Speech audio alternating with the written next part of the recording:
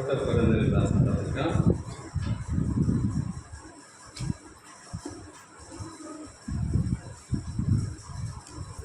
8వ అధ్యాయం 9వ వచనం అందరం పత్రిక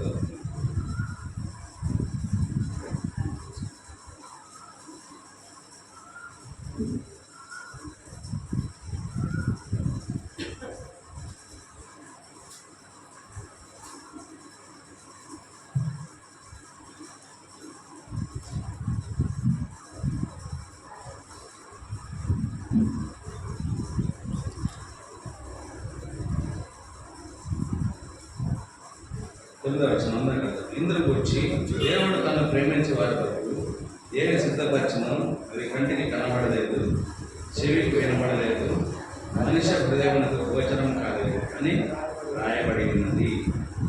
వ్యవసాయం కోసం చిన్న ప్రారంభం ప్రేమ పలుకుతుంది.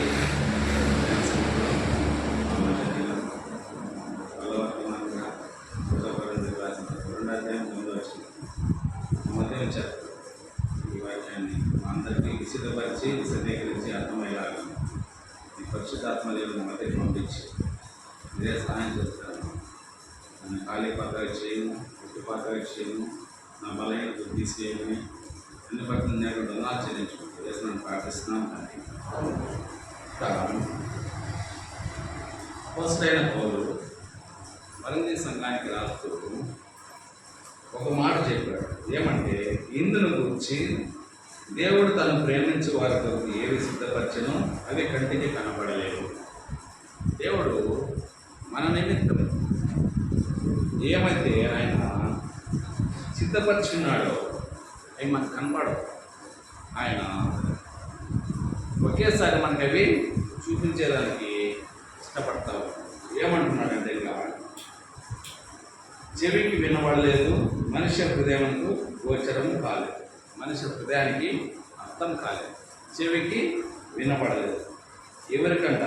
దేవుడు తన్ను ప్రేమించి వారి కొరకు. దేవుడు ఎవరినైతే ప్రేమిస్తూ ఉన్నాడో వారి కోసం. అయితే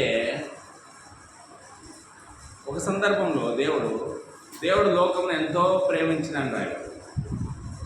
ఆ మాటకు వస్తే దేవుడు అందరినీ ప్రేమిస్తున్నాడని మనకు అర్థమైంది. అంతే కదా? దేవుడు లోకమును ఎంతో ప్రేమించాడు అంటే లోకంలో ఉన్న సమస్తాన్ని ప్రేమించినాడు. అంటే అందులో 1వ అధ్యాయం ఆదికాండం 1వ అధ్యాయం 1 నుంచి ఆఖరి వరకు ఏవైతే ఆయన కలుగుగా కాన్నాడు, ఏవైతే ఆయన చేతులు తయారు చేసినాడో ఈ భూమి మీద ఉన్న ప్రతి ఒక్కదాన్ని ఆయన ప్రేమిస్తూ ఉన్నాడని ఒక సందర్భంలో ఇక్కడ ఏమంటున్నాడంటే దేవుడు తను ప్రేమించి వారి కొరకు.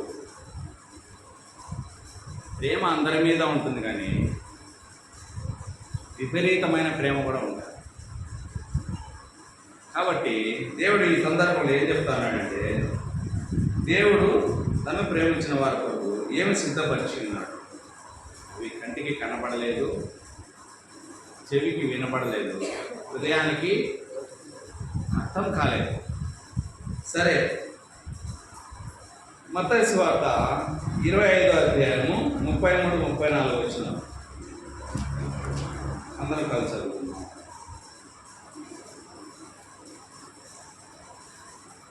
తన కుడివైపున గొర్రెలను ఎడమవైపున మేకలను నిలబెట్టుకుని అప్పుడు రాజు తన కుడివైపున ఉన్నవారిని చూసి, నా తండ్రి చేత ఆశీర్వదింపబడిన వాళ్ళారా రండి, లోకం పుట్టినది మొదలుకొని మీ కొరకు సిద్ధపరచబడిన రాజ్యంను స్వతంత్రించుకొనడి. ఏం సిద్ధపరిచినాడంట?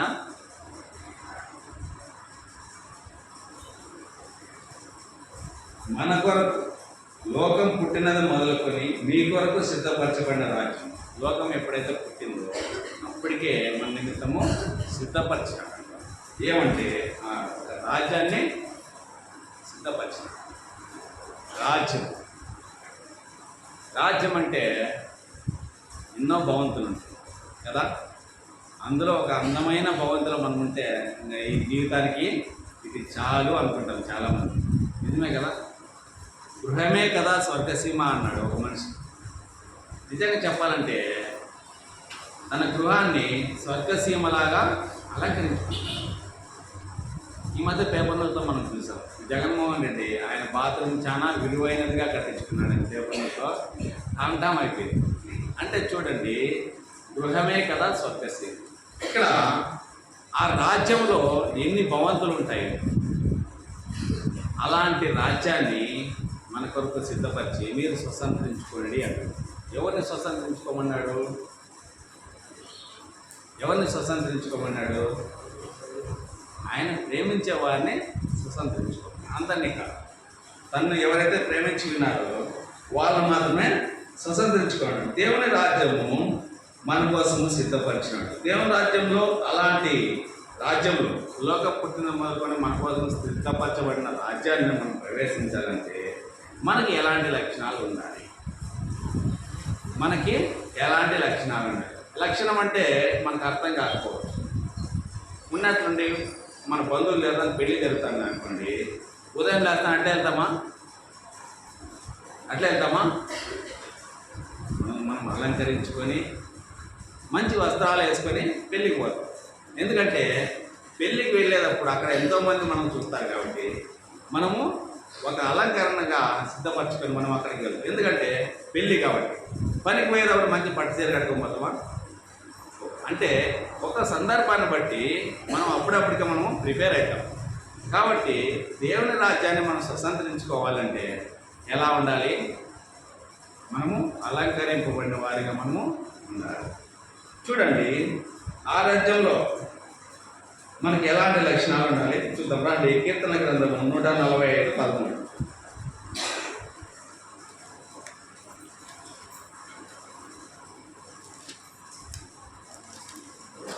145 అధ్యాయము 13వ వచనం. నీ రాజ్యము శాశ్వత రాజ్యము, నీ రాజ్య పరిపాలన తరతరముల నుంచి. ఇది మనం రాజ్యం గురించి వింటా ఉన్నాము, లక్షణాల గురించి మళ్ళీ చెప్తాము. ఆ రాజ్యం ఎలా ఉందంట? లోకం పుట్టినది మొదలుకొని మన కోసం సిద్ధపరచబడిన రాజ్యం ఎలాంటిదంట? నీ రాజ్యము శాశ్వతమైన రాజ్యము. అది మట్టితో కట్టబడిన రాజ్యం కాదు. అది లోకం పుట్టినది మొదలుకొని మన కోసం సిద్ధపరిచిన రాజ్యం ఎలా ఉంటుందంట? శాశ్వతమైన రాజ్యంగా ఉంటుందంట. నీ రాజ్య పరిపాలన తరతరములో. మన మాదిరిగా 5 సంవత్సరాలు అయితేనే ఇంకో రాజు వస్తాడు, అలాంటిది కాదు. ఇది తరతరములు నిలిచే రాజ్యం. ఈ భూమి మీదనే వారి వంశ పారంపర్యంగా వాళ్ళు ఆ రాజ్యాన్ని ఏలే రాజులు కూడా ఉన్నారు. మంది ప్రజాస్వామ్య ప్రభుత్వం అయితే నియంతృత్వ ప్రభుత్వాలు ఉన్నాయి. ఆ నియంతృత్వ ప్రభుత్వాల్లో ఒక రాజు ఉంటే తనకు పుట్టే కుమారుడు మళ్ళీ అదనే రాదు, వేరే వాళ్ళు ఎవరు ఉండేది లేదు. అది నియంతృత్వ ప్రభుత్వం. మంది అలాంటిది కాదు. మంది ప్రజాస్వామ్య ప్రభుత్వం, ప్రజల చేత ఎన్నుకోబడిన రాజ్యం. చూడండి, దేవుని రాజ్యం ఎలా అంటుందంట? శాశ్వతమైన రాజ్యం.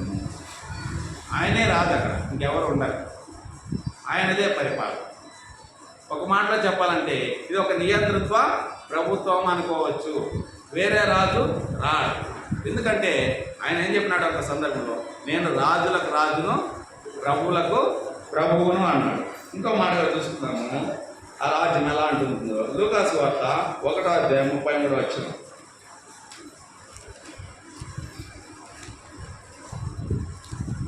1:33.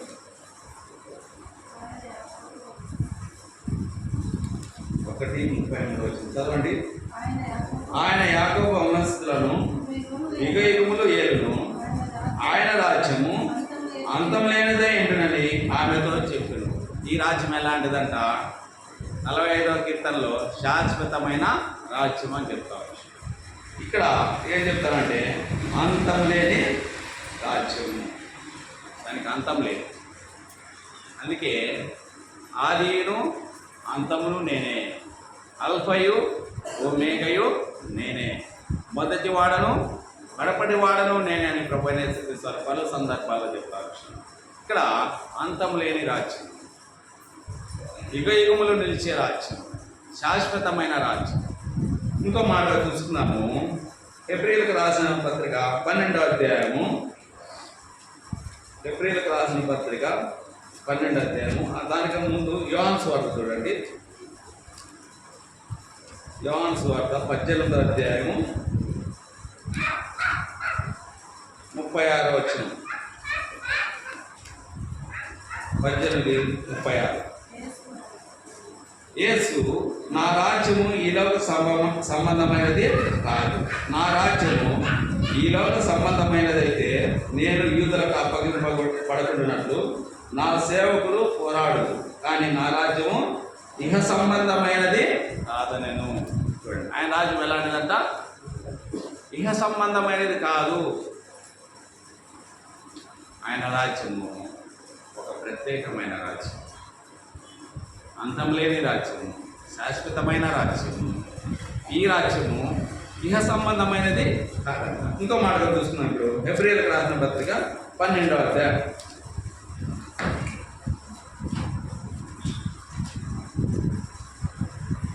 హెబ్రీయులకు రాసిన పత్రిక 12వ అధ్యాయం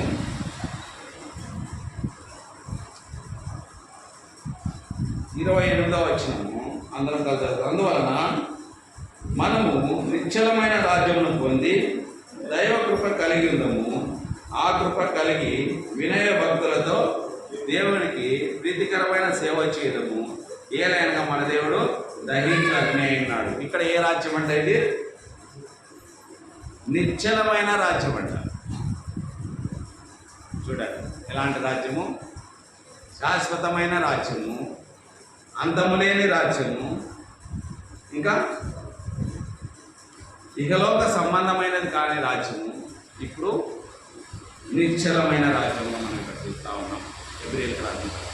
సరే, ఈ రాజ్యాలు మనం చూస్తూ వచ్చినప్పుడు ఎలా ఉంటుంది దేవుని రాజ్యాన్ని?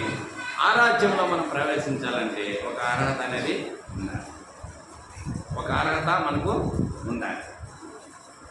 అర్హత లేకపోతే మనం ఆ రాజ్యాన్ని మనము సంతరించుకోలేము. దేవుడు మనకు ఆ రాజ్యాన్ని మనకు అప్పగించాడు. రండి, ఆ రాజ్యంలో మనం ప్రవేశించాలంటే ఎటువంటి లక్షణాలు మనకు ఉండాలో చూద్దాం. మార్కు సువార్త 1వ అధ్యాయం 15వ వచనం. అందరం కలిసి చదువుకుందాం. మార్కు సువార్త 1వ అధ్యాయము 15వ వచనం. కాలము సంపూర్ణమైనది, దేవుని రాజ్యము సమీపించి ఉన్నది, మారు మనసు పొంది సువార్త నమ్మడానికి చెప్పుచు దేవుని సువార్త ప్రకటించు గలిలయకు వచ్చాను. చూడండి, ఎలాంటిదంట? కాలం సంపూర్ణమైనది, దేవుని రాజ్యము సమీపించినది. ఏ రాజ్యము? శాశ్వతమైన రాజ్యము, అంతము లేని రాజ్యము, నిశ్చలమైన రాజ్యము, ఇంకా ఇహ సంబంధమైన రాజ్యము, ఇహ సంబంధమైనది కాని రాజ్యం. అలాంటి రాజ్యానికి మనం చేరుకునే సమయము వచ్చింది. కాలము సంపూర్ణమైనది, దేవుని రాజ్యము సమీపించి ఉన్నది. నువ్వు ఆ రాజ్యంలో ప్రవేశించాలంటే దేవుడు చెప్పే మాటలు విని మారు మనసు పొందమని ఒక లక్షణం చెప్పినాడు. నువ్వు మారు మనసు పొందితే ఆ రాజ్యాన్ని నీకు అప్పగించే దేవుడు ఇష్టపడతా ఉన్నాడు. ఏం కావాలంటే మనకి మారు మనసు కావాలి. అది లక్షణం. ఇది ఒక రకమైన లక్షణం. రండి, ఇంకో మాట చూసుకున్నాము. అదే మత్తయి సువార్త 5వ అధ్యాయము 10వ వచనం. 5వ అధ్యాయం 10వ వచనం. అందరం కలిసి చదువుతాం.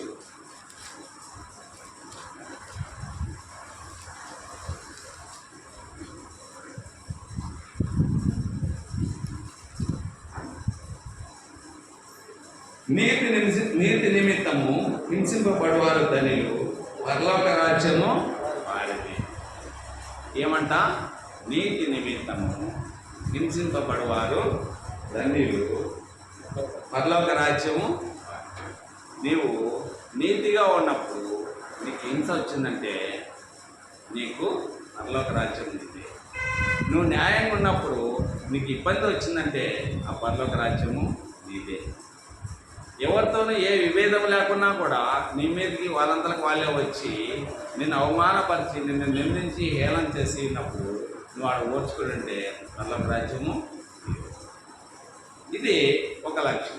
ఒకటి మారు మనసు పొందాలా, రెండోది ఏం చేయాలంట? నీతి నిమిత్తము హింసింపబడాలి. ఎంతమంది బైబిల్ గ్రంథంలో ఎంతమంది ఆహుతైపోయినారు? ఎంతోమంది చంపబడినారు, రాళ్లతో కొట్టబడినారు. దేవుని సువార్త ప్రకటించిన నిమిత్తం ఎంతోమంది ప్రాణాలు కోల్పోయారు. అది నీతి నిమిత్తము హింసింపబడడం అంటే అది. ఇంకో మాట చూసుకున్నాము, ప్రకటన గ్రంథము 2వ అధ్యాయము 5వ వచనం.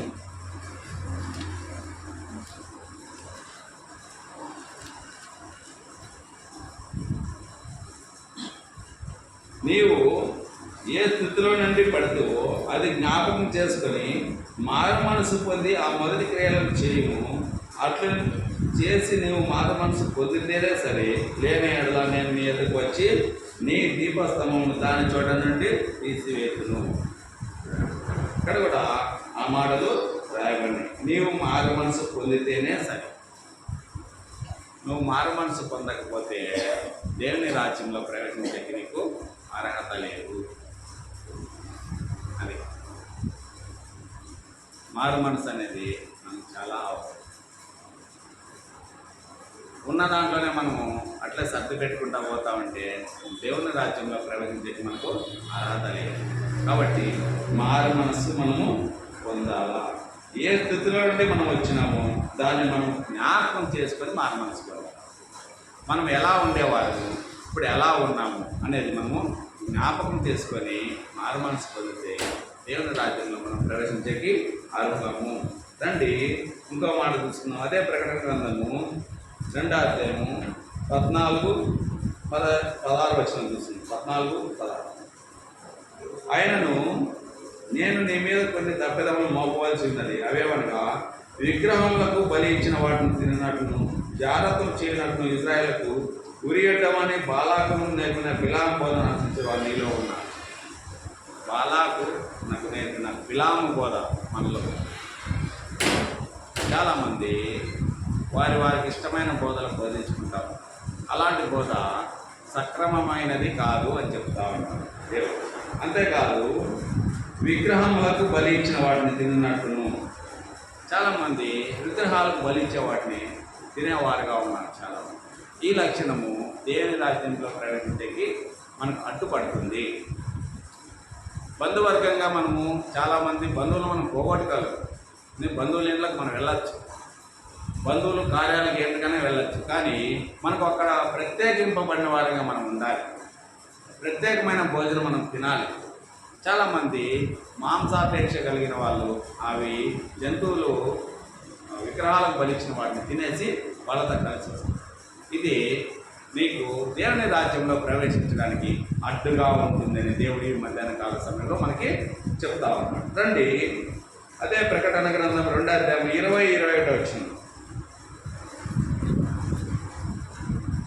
ఆయనను నీ మీద తప్పు ఒకటి నేను మోపవలసినది ఏమనగా, తాను ప్రవక్తనని చెప్పుకొనుచున్న యెజబెల్ అనే స్త్రీని నీవు ఉండనిచ్చుతున్నావు. జాగ్రత్త చేయటకు విగ్రహంకు బలి ఇచ్చిన వాటిని తినుటకును అది నా దాసులకు బోధించుతూ వాటిని మోసపరుచుతున్నది.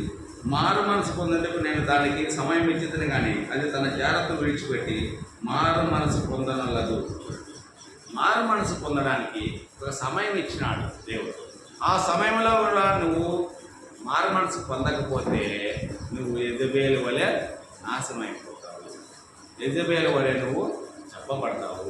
యెజబెలు వలె నీ రక్తాన్ని కుక్కలు. కాబట్టి విగ్రహాలు, ఇక్కడ కూడా విగ్రహాల గురించి మనం చెప్తా వచ్చాం. విగ్రహాలకు బలిచ్చిన వాటిని, విగ్రహాలకు పూజించిన నైవేద్యం కానీ, విగ్రహాలకు కొట్టిన టెంకాయ అది తినేవాళ్ళు చాలామంది అన్నారు. చాలామంది అనుకుంటారు ఇంకా కొంతమంది, మనం తినే కొబ్బరి చాలా దేవాలయాల నుంచి వచ్చింది, ఇక్కడైతే తినచ్చా అక్కడైతే తినకూడదు. అంటే తినచ్చా తినకూడదు అంటే మనకు ప్రత్యక్షంగా కనబడతా ఉంది విగ్రహాలు పెట్టినా కానీ అది మనం తినకూడదు. వాళ్ళు విగ్రహాలు కొట్టి అవన్నీ తీసుకొచ్చి ఒట్టి కొబ్బరి చేసి అంగట్లో అమ్మేది మనం మనకు తెలియదు. అది ఒక సందర్భంలో ఏం చెప్పినా అంటే, కొట్టువాని కొట్లో దొరికే మాంసం ఏదైనా నువ్వు తినచ్చని దేవుడు ఒక మాట చెప్పాడు. అక్కడ వాడు ఏం చేసినాడో మనకు తెలియదు.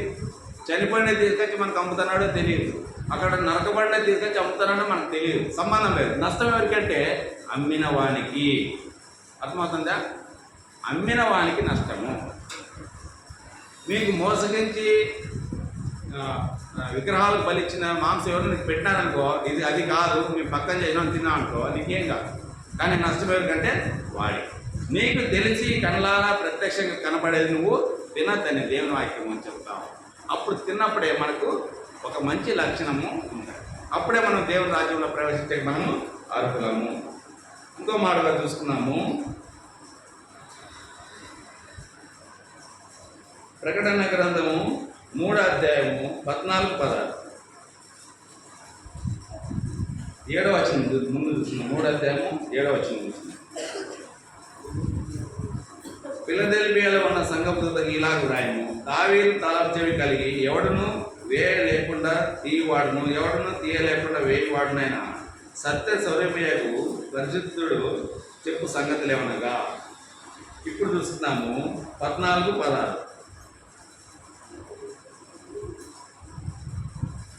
16వ వచనం, నీవు వెచ్చగానైనను చల్లగానైనను ఉండక నువ్వువెచ్చగా ఉన్నావు కనుక నేను నిన్ను నా నోట నుండి ఉమ్మివేయని ఉద్దేశించుచున్నాను. నువ్వు వెచ్చగానైనా ఉండు, లేకపోతే చల్లగానైనా ఉండు. నువ్వు దేవుని మందిరానికి వచ్చి దేవుని సంఘంలో ఏమైతే జరుగుతున్నాయో అవన్నింటినీ నువ్వు ఆచరించి ఆ విధంగా నడుచుకుంటే అది నువ్వు వెచ్చగా ఉన్నాడు. దేవుని మందిరంలోకి వచ్చి ఇవి పాటిస్తూ బయటకు వెళ్ళి బయలుదేవతలను పూజించుకుని ఎవరు చేస్తావు అంటే నువ్వు చల్లగా ఉన్నట్లు. ఇక్కడ లేకుండా అక్కడ ఉంటే నువ్వు చల్లగా ఉన్నట్టు, ఇక్కడ ఉండి ఇవన్నీ నెరవేరుస్తావు అంటే నువ్వు వెచ్చగా ఉన్నట్టు. అవి ఇవి రెండు చేసుకుంటావంటే నువ్వు ఎలా ఉంటావంటే నులివెచ్చని స్థితి. ఎలాంటి స్థితి? నులివెచ్చని స్థితి. ఈ లక్షణాలు ఉంటే దేవుని రాజ్యంలో మనము ప్రవేశించలేము. ఇంకో మాట చూస్తున్నాము, ఆ రాజ్యము ఎవరికి? ఇంతవరకు ఆ రాజ్యంలో ప్రవేశించాలంటే కొన్ని లక్షణాలు మనం చూసుకున్నాం, అర్హతలు చూసుకున్నాం. ఇప్పుడు ఆ రాజ్యము ఎవరికి ఇస్తాడు? రండి, యాకోబు పత్రిక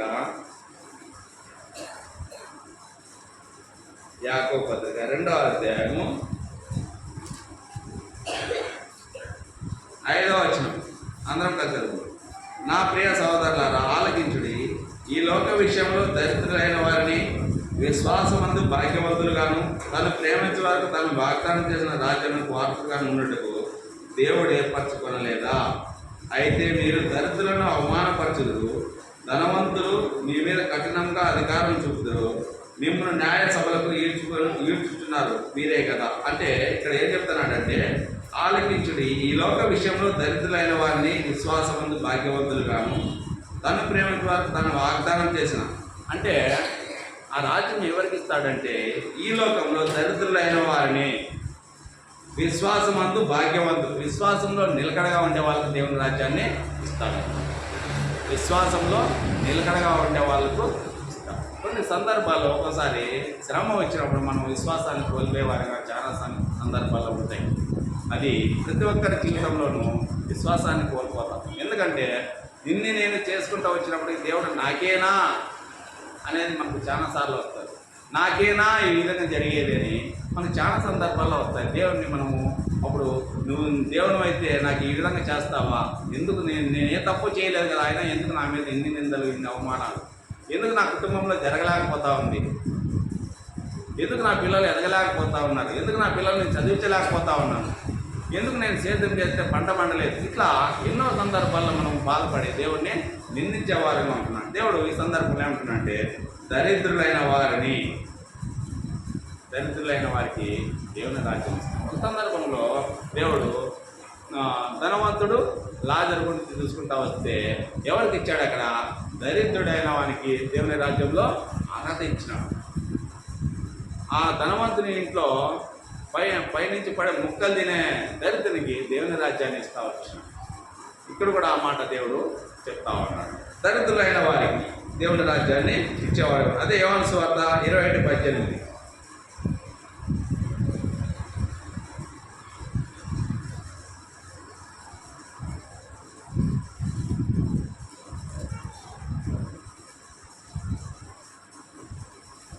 యోహాను సువార్త 21:18 అందరం కలిసి చదువుకున్నాం.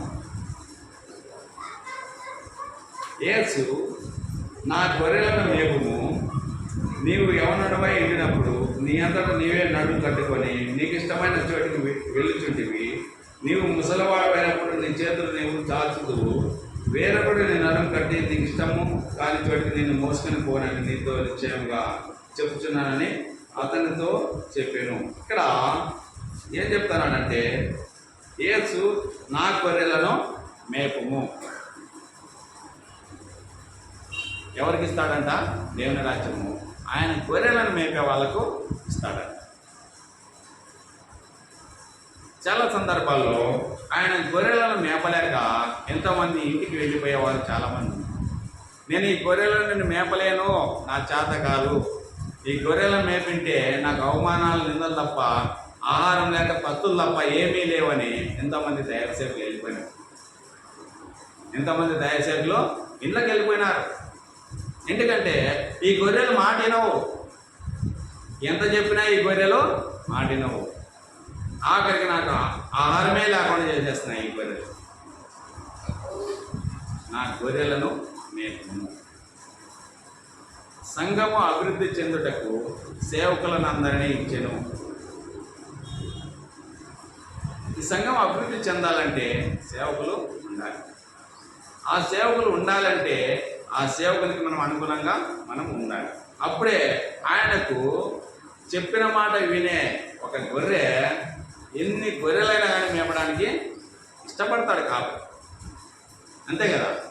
ఇప్పుడు 200 గొర్రెలు ఉన్నాయి, అన్నీ ఊరికే రాయి అట్లా వేస్తాను, అక్కడ పోయే గొర్రె ఇక్కడ తిరిగింది అనుకో, ఎన్ని గొర్రెలైనా ఆయన కాస్తాడు. అది 4 గొర్రెలే కంటే అవి వెనుకోకుండా అవి ఇట్లా పరిగెత్తా అంటే ఆయన 4 దాన్ని కంట్రోల్ చేసేకి చేస్తాడు. ఈ వద్దే అవుతుందని చెప్పి దాని కాలు ఎత్తి కొట్టేది, లేకపోతే అమ్మేసేది, ఏదో ఒకటి చేస్తాడు. కాబట్టి దేవుడు ఏమన్నాడంటే, నా గొర్రెలను మేపుము. నీకు ఆయన రాజ్యం ఇవ్వాలంటే నువ్వు ఆయన గొర్రెలను నువ్వు మేపాలి. ఇది సేవకునికి ఒకరికే కాదు, మనందరికీ కూడా సంబంధించిన విషయం. 10 మంది గొర్రెలను మనము సంపాదించినప్పుడు మనకు కూడా దేవుని రాజ్యము ఇచ్చే దేవుడు ఇష్టపడతాడు. రండి, కీర్తనల గ్రంథము 23:2.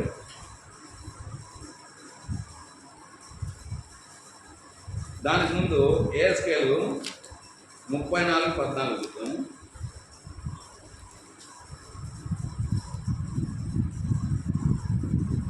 నేను మంచి మేత గల చోట వాటిని మేపెదను, ఇజ్రాయేల్ యొక్క ఉన్నత స్థలముల మీద వాటికి దొడ్డి ఏర్పడును, అక్కడ అవి మంచి దొడ్డిలో పండుకొనును. ఇజ్రాయేల్ పర్వతాల మీద బలమైన మేత గల స్థలమందు అవి మేను. ఎలా ఉంటాయంట ఈ గొర్రెలు? దేవుని రాజ్యంలో ప్రవేశించే గొర్రెలు. దేవుడు కుడి చేతి వైపున్న గొర్రెలు చెప్తాన్నాడు, నా రాజ్యాన్ని మీరు స్వతంత్రించుకోనండి. ఎడం చేతి వైపున్న గొర్రెలకి చెప్తాన్నాడు, వీటిని అగ్గిలో కాల్చేయమని చెప్తాన్నాడు. ఇప్పుడు కుడి చేతి పక్కన ఉన్న గొర్రెలకి ఏం చెప్తాన్నాడంటే, నేను మంచి మేతగల చోట వాడినే మేపెదను. ఎలా చోట ఉంటాయంటే ఈ గొర్రెలు, దేవుని మాటినే గొర్రెలు మంచి మేతగల చోట ఉంటాయంట. ఇజ్రాయేల్ యొక్క ఉన్నత స్థలమైన వాటికి దొడ్డి ఏర్పడుతును. అవి పడుకోవడానికి నివాస స్థలము, మంచి ఉన్నత స్థలముల మీద దేవుడు ఏర్పడతాడు. అక్కడ మంచి దొడ్డిలో పండుగలు. ఇజ్రాయేల్ పర్వతం మీద బలమైన మేతగల స్థలమందు అవి వేయను. బలమైన మేత మామూలు మేత కానీ బలమైన మేత అంటే అది మనం ఎగ్జాంపుల్ చెప్పాలంటే వాటికి కూడా బలమైన మేత ఉంది. పశువులు మనం ఏ విధంగా మామూలుగా శాకాహారం తింటూ మాంసాహారం ఏ విధంగా తింటామో ఆ పశువులు కూడా మనము దానా అవన్నీ పెట్టేది బలమైన ఆహారం. ఇక్కడ ఆ దొడ్డెలో బలమైన మేత ఉందంట. అలాంటి చోట దేవుడు ఏర్పరుస్తాడు. ఇంకో మాట చూసుకుందాము. ఫిలిప్పీలకు రాసిన పత్రిక కీర్తన 23:2 చూద్దాం.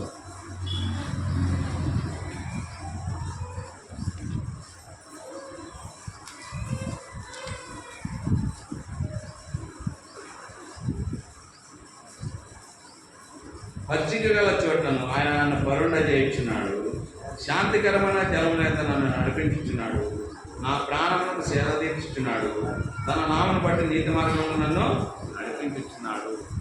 గాఢాంధకారపు లోయలో నేను సంచరించిన ఈ అపాయములకు భయపడి. ఈ అధ్యాయం అంతా ఆయన ఒక మంచి స్థలములలో, మంచి ఉన్నతమైన స్థలములలో, మంచి పచ్చిక గల చోట్లను, మంచి బలమైన ఆహారం దొరికే చోట ఆయన గొర్రెలను నెప్తా ఉన్నాడు.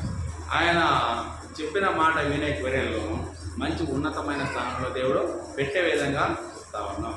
కాబట్టి ప్రతి ఒక్క విషయంలోనూ మనము ఆయన రాజ్యానికి అర్హత కలిగిన వారము, మంచి లక్షణాలు కలిగి ఉండాలి.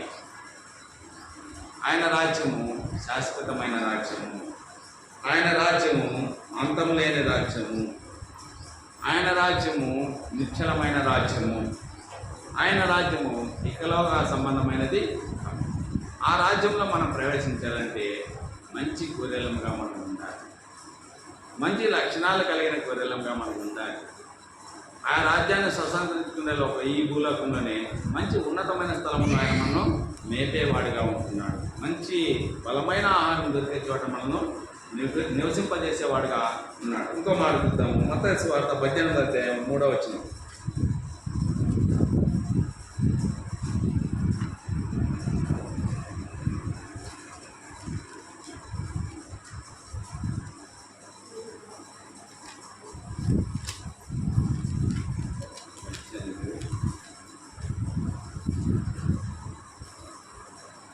మీరు మార్పు నంది బిడ్డల వంటి వారైతేనే కానీ పరలోక రాజ్యంలో ప్రవేశింపరని మీతో నిశ్చయంగా చెప్తున్నాడు. చూడండి, ఇక్కడ ఒక సందర్భంలో ఆయన ఏం చెప్తున్నారంటే, మీరు మార్పు నంది బిడ్డల వంటి వారైతేనే కానీ పరలోక రాజ్యంలో ప్రవేశింపరు. బిడ్డలు ఎలాంటి వాళ్ళంటే చిన్నపిల్లలు. చూడండి, చిన్నపిల్లలను కొట్టినప్పుడు వాడు ఏడుస్తాడు, కానీ కొంచెం పోయిన తర్వాత మళ్ళీ పిలవండి వాడు వస్తాడు. ఎందుకంటే వాడి గతాన్ని మర్చిపోతాడు, వాడి మనసులో పెట్టుకోడే అది, వానికి కుళ్ళు కుతంత్రాలు ఉండవు. అందుకు మీరు మార్పు నంది చిన్నపిల్లల వలె ఉండమని దేవుడు. ఆ విధంగా మనం ఉన్నప్పుడే దేవుని రాజ్యం, ఆయన శాశ్వతమైన రాజ్యం మనకు ఇచ్చేవాడుగా ఉంటా ఉన్నాడు. ఇంకో మాట తీసుకుందాము. యోహాను సువార్త 3:30.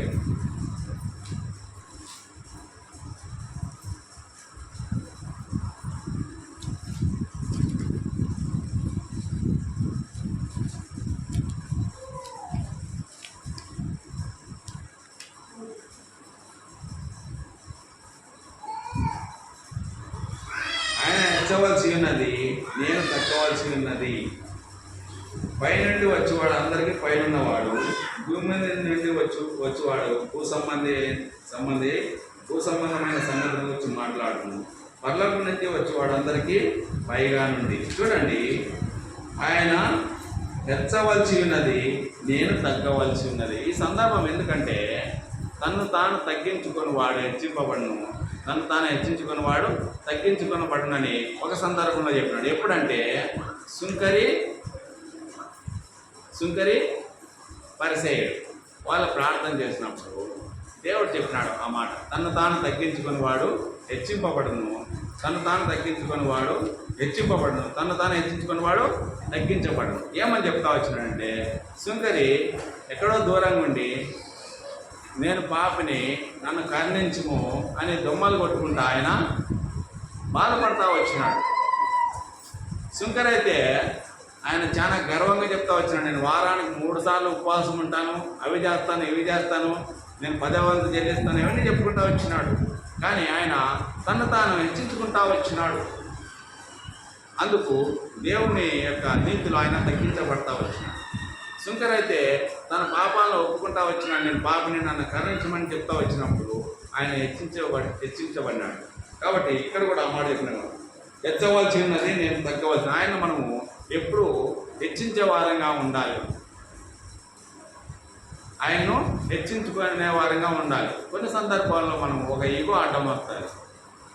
ఇవన్నీ దేవుడు చేశాడని చెప్పమేడ, ఇవన్నీ నేనే చేశాను అంటాం. నేను అనే ఈగో వస్తాయి మనకు కొన్ని సందర్భాల్లో. నేను లేకపోతే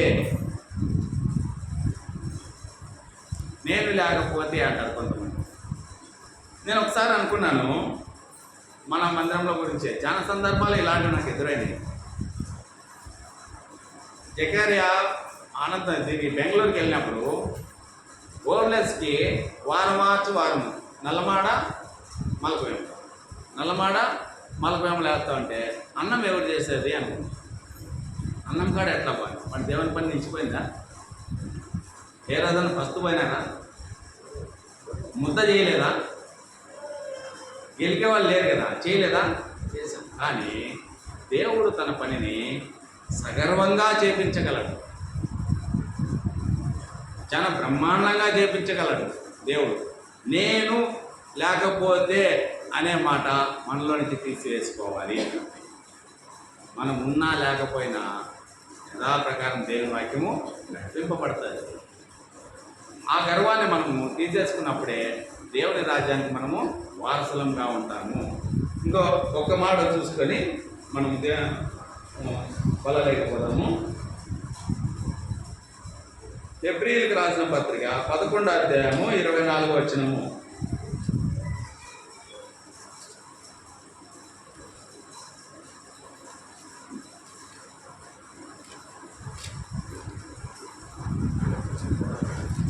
హెబ్రీ 11:24. మోషే పెద్దవాడైనప్పుడు విశ్వాసమును బట్టి ఐగుప్తు ధనం కంటే క్రీస్తు విషయమైన నింద గొప్ప భాగ్యమని ఎంచుకొని అల్పకాలము పాపభోగం అనుభవించుట కంటే దేవుని ప్రజలతో శ్రమ అనుభవించడం మేలని యోచించి ఫరో కుమార్తె యొక్క కుమారుడని అనిపించుకున్నట్టుకు ఒప్పుకొన్నది. ఏదైనా అతడు ప్రతిఫలంగా కలగబోవు బహుమానమందు దృష్టించను. చూడండి, మోషే పెద్దవాడైనప్పుడు అల్పకాల పాపభోగములు అనుభవించే కాడికి దేవుని పిల్లలతో నేను వాళ్ళతో కలిసి జీవించేది ఎంతో ఉత్తమం అని ఆయన ఒక నిర్ణయానికి వచ్చినాడు. చూడండి, రాజగృహంలో ఉన్నవాడు దాస్య గృహమైన ఇజ్రాయేల్ ప్రజల దగ్గరికి వచ్చినాడు. వాళ్ళతో బాధలు పంచుకోవడానికి, వాళ్ళ సాధక బాధలు చూడడానికి కళ్ళతో చూసి వాళ్ళని విడిపించడానికి ముందుకు వచ్చినాడు. ఆయనకు అవసరమా చెప్పండి? ఎక్కడో రాజగృహంలో ఉన్నవాడు ఉన్నత స్థలంలో ఉన్నాడు, అన్ని విధాలుగా ఆయనకు బాగుంది. అలాంటి రాకుమారుడిగా పెరిగి అతను ఇక్కడ బానిసలుగా ఉన్న వాళ్ళతో వచ్చి ఆయన జీవించడానికి ఇష్టపడ్డాడంటే ఎంత తగ్గించుకున్నాడు. అందుకే ఆయన హెచ్చవలసి ఉన్నది, నేను తగ్గవలసి ఉన్నది. మనం ఎప్పుడైతే తగ్గించుకుంటామో ఆ 6 లక్షల కాలువలాన్ని నడిపించక మనకు ఒక అధికారం ఇస్తాడు దేవుడు, లేకపోతే ఇవ్వడు. 6 లక్షల కాలువలాన్ని కాదు కదా, నీ కుటుంబాన్ని కూడా నువ్వు హ్యాండిల్ చేయలేవు. నీ కుటుంబాన్ని నువ్వు కాపాడుకోలేవు. నీ కొడుకు నీ మాట విన్నాడు, నీ భార్య నీ మాట విన్నాడు, నీ తల్లిదండ్రులు నీ మాట. 6 లక్షల కాలువలాన్ని ఎప్పుడు నడిపిస్తావు నువ్వు ఎప్పుడైతే నేను అనే ఈగో నువ్వు తీసేసుకో, నేను లేకపోతే ఇది జరగదు అనే మాట తీసేసుకో. దేవుడు తన యొక్క కార్యాన్ని ఏదో రూపకంగా నడిపిస్తాడు. గాడిదతోనే బిలాముకు బుద్ధి చెప్పించిన దేవుడు మన దేవుడు. గాడిదతోనే బిలాముకి బుద్ధి చెప్పించిన, ఒరే నువ్వు వాడిపోతే చంపుతారా నేను, అందుకే నేను ఇక్కడే నిలిపెట్టాను అని చెప్తాను. గాడిదతో బుద్ధి తెచ్చుకున్న బిలాము. అలాంటి బిలాము బోధలు, బాలాకు నేర్పిన బిలాము బోధలు మనలో ఉంటే మనము చేసుకుంటాం. ఇంకో మాట చూసుకొని మనము అపోస్తల కార్యాలు 14:22.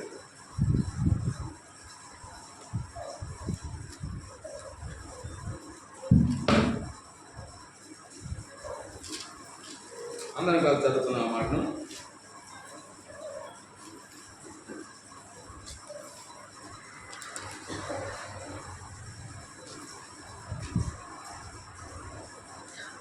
అధ్యాయము 22వ వచనం. శిష్యుల మనుషులను దృఢపరిచి విశ్వాసమందు నిలకడగా ఉండవలెననియు అనేక శ్రమలను అనుభవించి మనం దేవుని రాజ్యంలో ప్రవేశించవలెనని వారిని హెచ్చరించిరి. చూడండి, ఇక్కడ ఒక ఐకమత్యం ఉంది, యూనిటీ ఉంది. ఏముందట? శిష్యుల మనుషులను దృఢపరిచి. శిష్యులు అంటే ఎంతోమంది ఉన్నారు, అక్కడ వాళ్ళ మనుషులను దృఢపరచాలి. చాలామంది కృంగిపోతూ ఉంటారు, బలహీనపడిపోతూ ఉంటారు, అయోమయంలో ఉంటారు. ఇక నా జీవితం ఇంతేనా అనే కృంగిపోయిన సమయంలో అలాంటి వాళ్ళని మనం ధైర్యం చెప్పాలి, వాళ్ళని దృఢపరచాలి, బలపరచాలి. నువ్వు భయపడద్దు, దేవుడు అన్ని కార్యాలు బాగా చూసుకుంటాడు. దేవునికి అసాధ్యమైనది ఏది లేదని మనం కొన్ని ధైర్యాలు మనం చెప్పాలి. కొన్ని కుటుంబాలు నీరసంగా దిగజారిపోతూ ఉంటాయి. నేను ఎలా బతికేది, ఈ దినం గడిస్తే నాకు చాలనే వాళ్ళు చాలామంది ఉన్నారు. అలాంటి బాధల్లో ఉన్న వాళ్ళని మనము దృఢపరచాలి, బలపరచాలి, ఆదరించాలి. శిష్యుల మనుషులను దృఢపరచి విశ్వాసమందు నిలకడగా ఉండవాలని, విశ్వాసాన్ని నువ్వు కోల్పోవద్దని వాళ్ళకి భరోసా ఇవ్వాలి. విశ్వాసాన్ని నువ్వు కోల్పోవద్దు. దేవుడు కొన్ని దినాల్లో నీకు మంచి కాలం ఇస్తాడు. ఇప్పుడు శ్రమలు ఉండవచ్చు, కొన్ని దినాలకి నీకు మంచి దినం. చాలామంది అంటూ ఉంటారు, కొన్నాళ్ళు చీకటి, కొన్నాళ్ళు వెలుతురు అంటూ ఉంటారు. కాబట్టి విశ్వాసమందు వలన మనము నిలకడగా ఉండే విధంగా మనము చూడాలి. అనేక శ్రమలను అనుభవించి మనం దేవుని రాజ్యంలో ప్రవేశింపవాలని వారిని హెచ్చరించేది. అనేక శ్రమలు మనం పొంది దేవుని రాజ్యంలో మనం ప్రవేశించాలంటే శ్రమలు మనం పొందాలి. ఆ శ్రమను మనం పొందినప్పుడే ఈ రాజ్యము, ఆ రాజ్యము శాశ్వతమైన రాజ్యము, అంతం లేని రాజ్యము, నిశ్చలమైన రాజ్యము, కలహ సంబంధమైనది కాని రాజ్యాన్ని మనము సంతరించుకుంటాము. ఆ రాజ్యాన్ని దేవుడు మనకు ఆయన చేతుల మీదుగా మనకు అప్పగించి ఆ రాజ్యంలో మనం ప్రవేశింపజేస్తాం. ఆ విధంగా మనము ముందుకెళ్తాం.